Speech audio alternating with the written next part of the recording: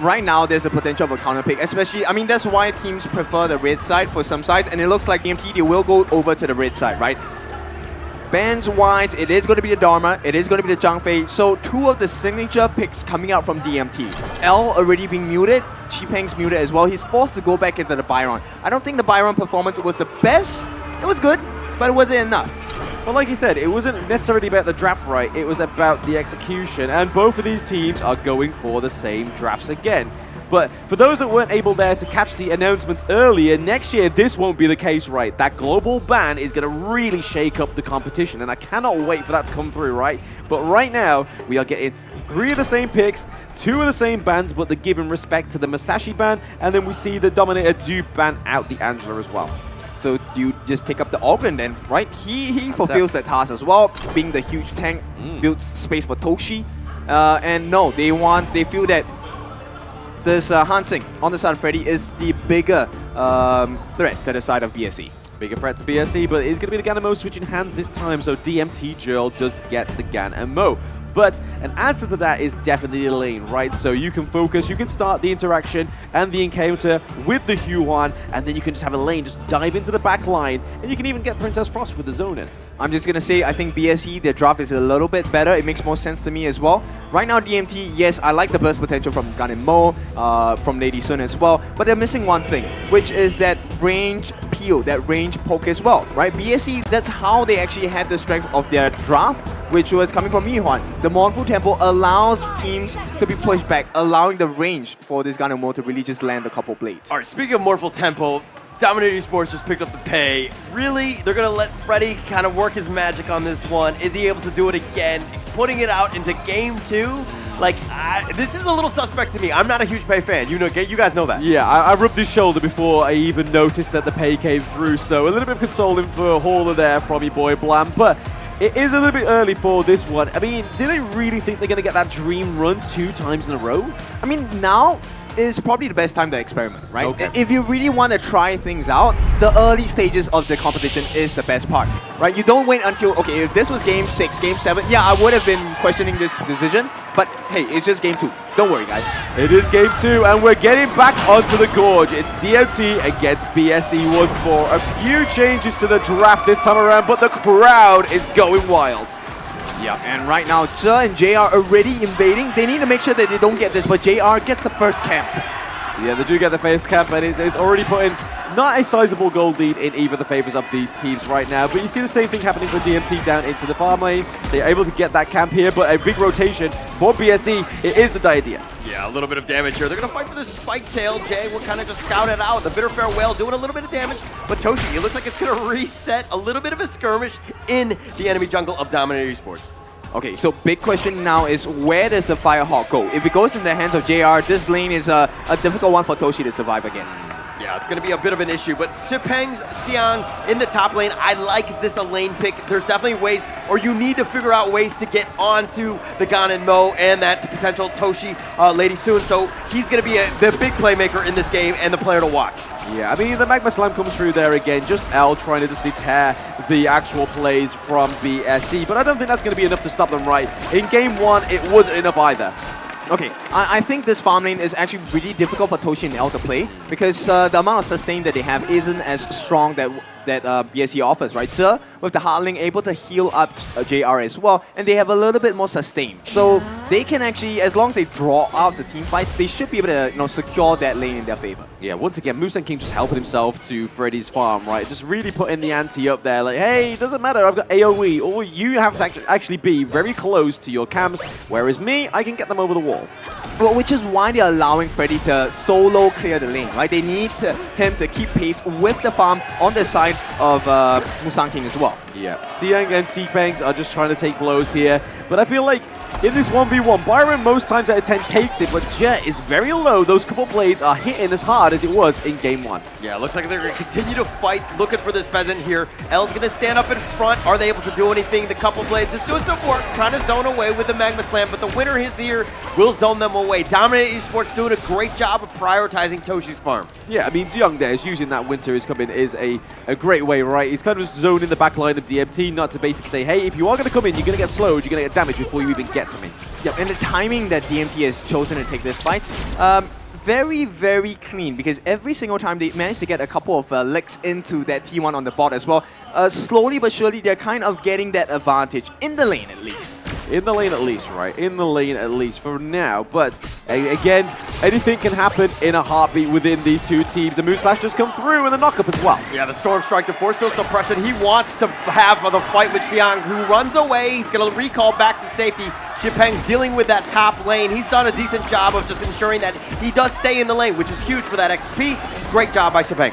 Yeah, DMT's kind of trying to ensure the same kind of pain that's going on into the farm lane as into the clash lane, right? They want to make sure they can kind of get some T1s earlier on, because I feel like that was a bit of their mistake in game one. Yep, they need all this vision control, map control, because it's a two-part fight with BSE, right? First part of the fight, you have to force out so many ultimates from the side of SHREW, from the side of Musang King as well, and even Xiang, right? You want them to waste these abilities, and the true fight only comes in the second part. Yeah, speaking of second part, is a 2v1 up into the clash lane. CC Immunity's going to be enough to clean it. Oh, the Death and Sunset is going to just back off. He does have his shield. He's going to be fine. He clears the minion wave. But in the Tyrant, it looks like Musang King will take the first Tyrant of the game. Yeah, so again, they're able to keep Xiang alive out under 2v1 and able to get that neutral objective going over to the side of BSE. So back for back, game for game, it is the first neutral objective going over to SHREW Esports. So that extra damage, the lightning effect is really going to amp up JR's oppression. Okay, I don't think it's a very big concern, but you know, at least DMT are keeping pace on the side of BSE, right? So right now, as long as Freddy stays on pace, it is a potential situation, but they need to find some way to get their advantage over to the side, because right now, if this continues late game, we will have a difficult position for Dominator to try and survive game number 2. Yeah, because they're not only going to contest with BSE's obviously ferocity, their control of the map, they've also got the timer of the pay as well, right? Yes, they were able to get the Hail Mary playing late game yesterday. The first round, they're going to look to turn this, and they find JR. They knock him up, and they got Jay as well, and that's a double. Nice play by Freddy, making sure that he's there. They're continuing on. He's in Tiger form. The winner is here. He's going to be zoning away, and Jiho gets him over the wall. Freddy's continuing on. They found Musang King, the unending sorrow, keeping him the heels. The couple plays doing a little bit of work, but that's a 3 for nothing. 3 for nothing, and a T1 into the farm lane as well. This is what I was exactly saying. Freddy on the pay, the timer, you need to make him shine now. Signed, sealed, and delivered. This is the Dominator's signature move, right? So early game, they are very strong, but right now the question is, can they hold on? Because BSE, they're not to be trifled with. We've seen them in this position so many times. Yeah, just look at this replay, right? I mean, we saw Freddy, they knew that it was there. The trick shot from Xiang was actually a little bit overextended into the side of DMT's jungle, but it's just the actual power of pay in the early game. You know what was a marker for them to make the jump? It was the lift step coming out from JR. When they knew that they committed the lift step, there was no escape. You could only go back to... They found Xipeng. Please continue. Yep, speaking of no escape, it was a no escape for Xipeng. Mid lane. Jiho so low, he gets picked off. Toshi with just that last shot does get the pick. JR trying to defend him, but L walks away.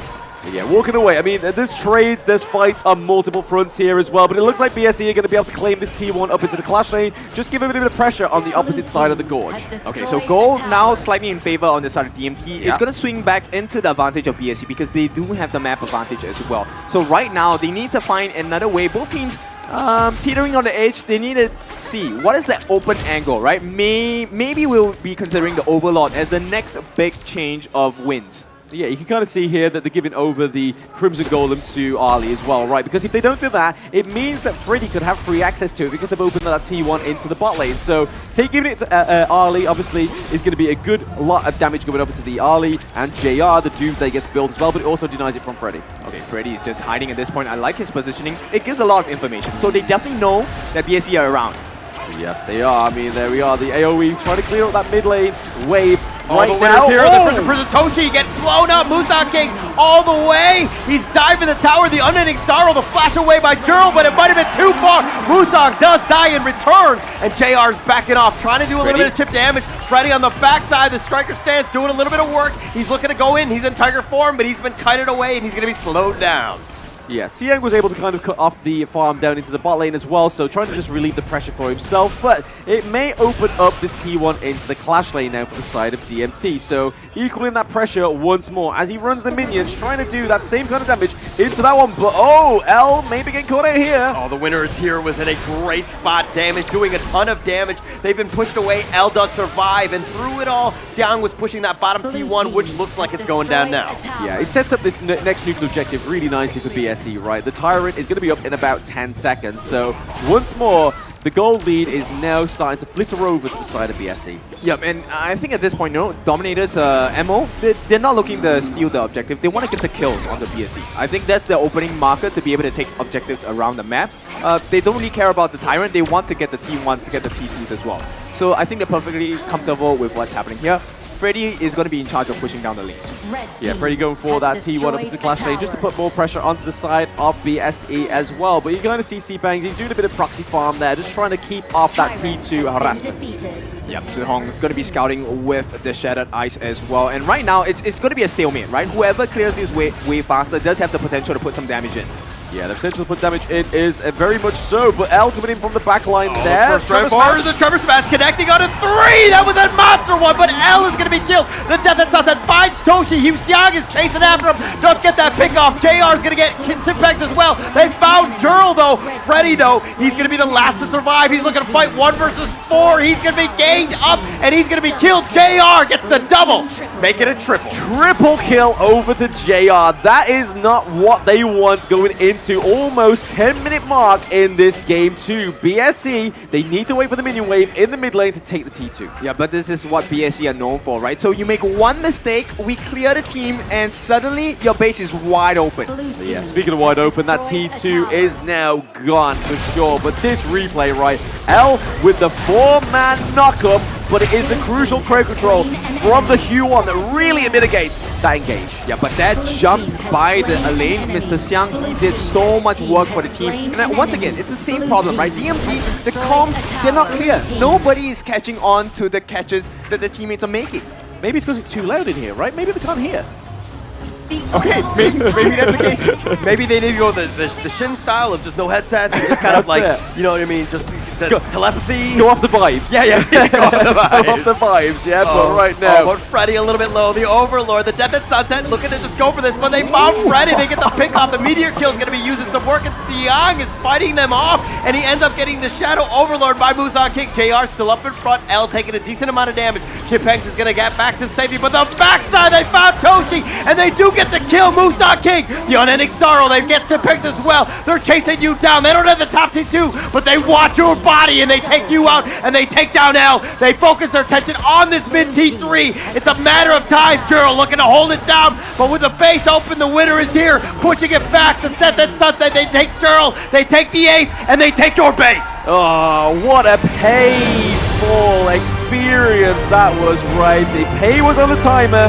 It was at the detriment of DMT picking up that jungle pick.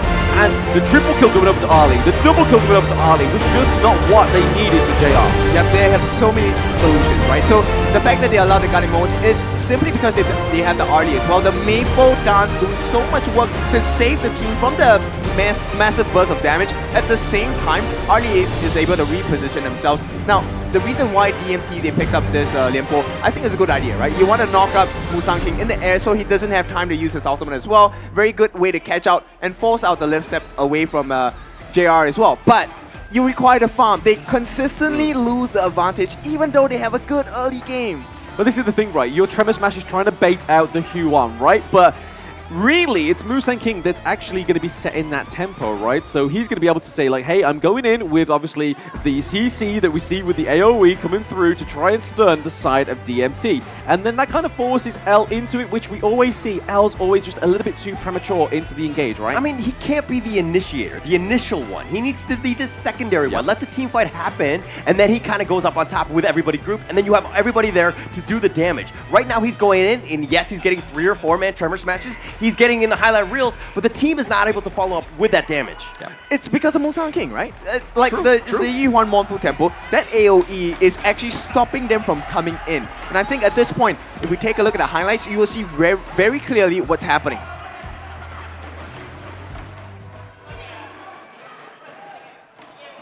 everyone, I'm Yuhan, and I'm the official 2024 HOK Championship Observer. The tournament highlight of the day is here. 3, 2, 1, showtime! So here is your highlights of Game 2 between BSE and DMT. But we see the first blood actually go over to DMT, so again, a little bit more fruitful for the side of DMT in this one, but it was all down to Pei, obviously a very early game hero into the jungle, but it kind of started to fall off towards what we'll see in the end part of this highlights. But again, Musan King getting this SHREW 1. I don't know why they keep giving it over, because it is such a oppressive pick rate. It has the AoE, it has such great range, but it also has the healing. Yeah, so one of the things that BSE does really well is the fact that they know how to isolate targets very well in the team. And the backup is very quick coming in from BSE. Every single time you see a catch from someone like SHREW, or even Musan King as well, or even Xiang, the team reacts instantly. And I think that slight difference is what's making the game so difficult for the side of Dominator as well. Yeah, I mean, it's a idea pick as well. The immobilization, obviously the Destined Encounter is able to sort of zone away DMT in these fights. As you just saw there, that triple kill going over to Ali, over to JR, sorry. And again, we see that Musan King, the early fight, is able to pick up Freddy because Pei is just not the tanky kind of hero you need in that jungle. And then here, this is where JR activates and the oppression comes through.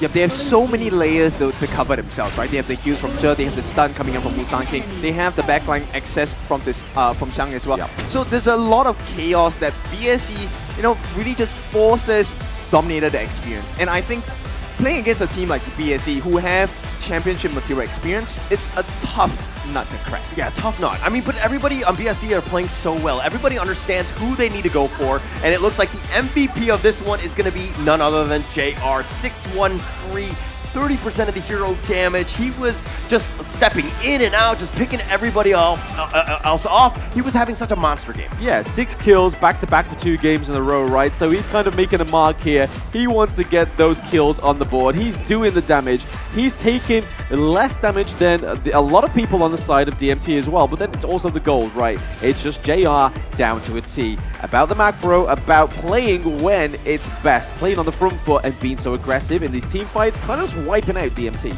I feel like he was listening to our comp just now when I said Toshi was better, and he's out to prove me wrong. So hey, right? hold my beer. By the way, Kindofu said that. No, we didn't say that. Kindofu. Yeah, Who's that?